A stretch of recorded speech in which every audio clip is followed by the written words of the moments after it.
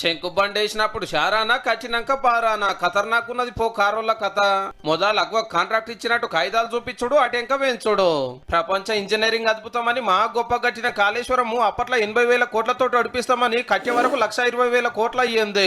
Yadadri power plant 30,000 కోట్లతోటి చాలు చేసి 40,000 కోట్లు దాటిన ప్రాజెక్ట్ ఇంకా కంప్లీటే కాలేదు. ఇక 32,000 కోట్లు ఖర్చు పెట్టిన మిషన్ భైరథల 7 ట్యాంకులు కట్టిరో 7 పైపులు వరిచిరో ఏ ఇంట్లో నల్లాలు ఫిట్టింగ్ చేసిరో పూరగా లెక్కలు లేవు. పాత సచివాలయం గులగొట్టి కొత్తది 400 కోట్లతో నడిపిస్తామంటే సారు 6 అంతరంలో అడుగు పెట్టే వరకు 1000 కోట్లు అయ్యింది.